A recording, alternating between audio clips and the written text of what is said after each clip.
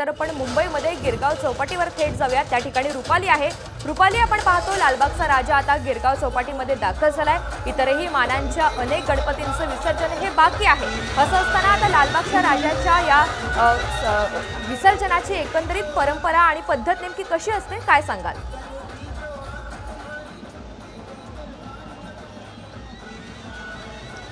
ऋतुजा, मी सध्या गिरगाव चौपाटीवरती आहे आणि आपण माझ्या मागे हे सगळं दृश्य बघत आहात की गिरगाव चौपाटीवरती अनेक जे गणेश मूर्ती आहेत त्या खरं दाखल झालेल्या आहेत, त्यांचं विसर्जन देखील सुरू आहे।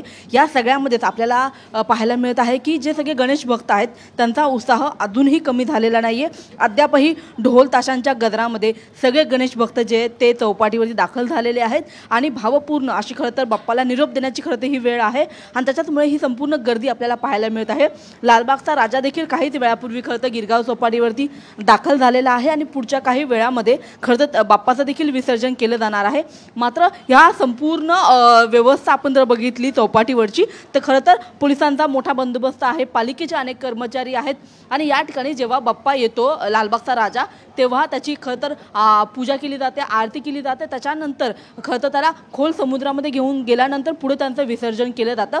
मात्र हा संपूर्ण जो नजारा आहे तो पाहण्यासारखा असतो, कारण की रात्रभर विविध भागातून खरं तर बाप्पाची मिरवणूक निघालेली असते आणि त्याच्यानंतर सुद्धा गणेश भक्तांचा जो उत्साह आहे तो अद्यापही कमी झालेला नाहीये आणि त्याच्यामुळे आता खरं तर वेळ आलेली आहे बाप्पाला निरोप देण्याची। मात्र हा निरोप देत असताना सुद्धा जो उत्साह आहे तो कायम असणार आहे आणि पालिकेचे कर्मचारी असतील किंवा मग पोलीस सगळी यंत्रणा असेल ही सुद्धा खरं तर सज्ज झालेली आहे।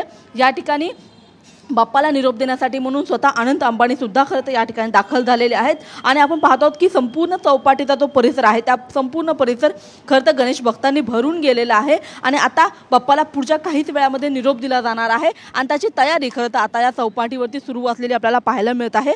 अशा पद्धतीने आपण बघतो की मागच्या जवळपास 22 ते 23 तासांपासून लालबागच्या राजाची मिरवणूक जी आहे ती चालू होती।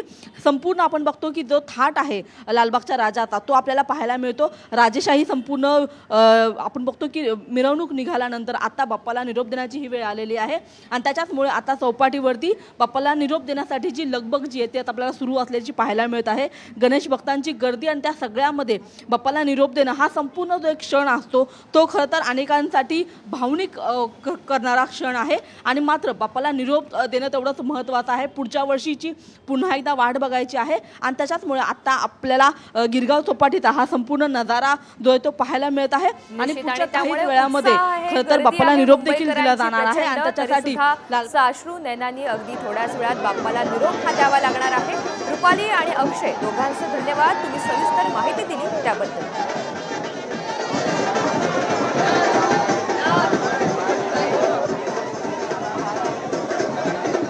तर गिरगाव चौपाटीवरची आपण ही दृश्य पाहतोय। लालबागचा राजा या ठिकाणी पोहोचलाय आणि अगदी थोड्याच वेळात त्याचं विसर्जन केलं